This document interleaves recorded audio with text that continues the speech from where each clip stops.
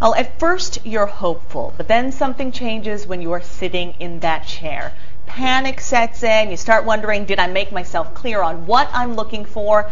Do they know what they're doing? Yes, folks, you are at the beauty salon. And just so how do we bridge that communication gap and reach the best looks?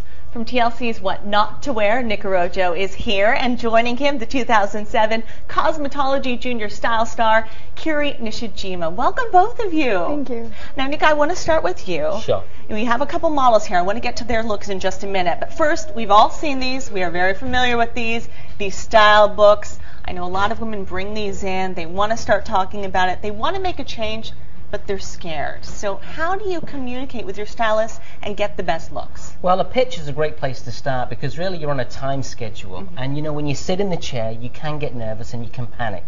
But a picture will give a clear indication of what you're really looking for. But you've got to really remember that when you're giving a picture, it's really an idea.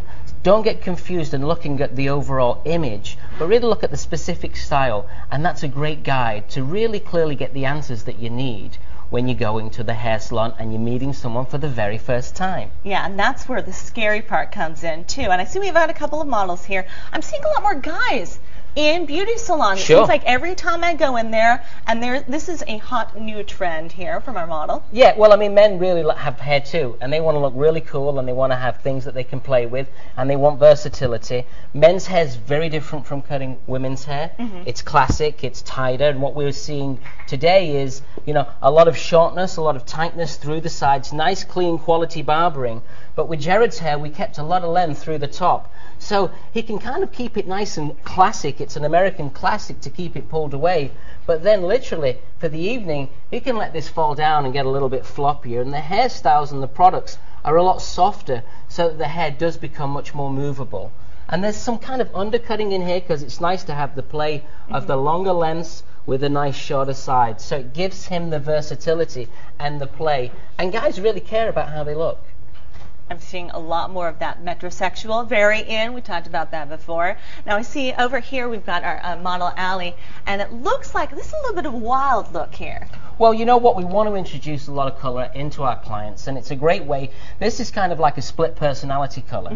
She has a soft amount of red peeking through, but then when she comes through to this side, if she flips her hair, you'll see it really gets a lot more vibrant. So she can wear it a little bit more tamed down during the day, but then in the evening she can really rock this out. And if she wants to go out and look and get noticed, you'll see how strong and sharp that is. And obviously here we're pushing the envelope. Yeah.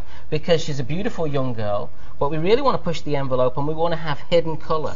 And when we're working with color, it's great to look at the range of colors that are out there. I mean, we have a swatch book here that really has a whole range of different tones and different shades to help you come up with the ideal color for the individual. Now, I'm looking at her, and she, as you said, she can pull it off. She's a model. But what if you're an accountant? I mean, how do you get the toned down version of that and not end up with, you know, the bright red? Well, this is not for everybody, and the trick to being a great colorist is to be able to use the wider range of colors to tailor the color for the individual. And what you have to realize and recognize that if you are looking at colors on a swatch book, they're going to look in their purest form, that tone, but they may not look the same when it gets onto your hair because your hair's already has some color to it, so you're fusing the raw color with your natural hair color. And it's really all about tailoring and mixing specifically for the individual. And I know, Kyrie, you're taking a lot of notes here. Oh, you yeah. are our Junior Definitely. Style Star winner. And I want to take a look over here at your styling head because this is the winning look. What'd you do here? Well, when we first heard about the competition, they told us it was a bridal theme. So I had about 7 students from my school that wanted to compete. And so we got together with our instructor and kind of came up with our own ideas. I decided I wanted a braid. So we came up with the braid and we put it in the front and then we just bring it back into a low bun down here. And then we added flowers and that's about it. Did you highlight as well? Yeah, we added some color. We just did a little bit in this doll's hair because I didn't want to change it too much. I like it kind of more subtle. And cosmetology, this is a really big, hot career. A lot of cosmetology schools are doing very well, and I know you are actually opening one. Absolutely. It's really an amazing career. It's a career that you can earn a 6-figure salary. It's a career that gives you a lot of fun, creativity, and it really is a professional career, and that's really why I'm getting into the educational aspect of this industry, because I want to give back to what it's given to me.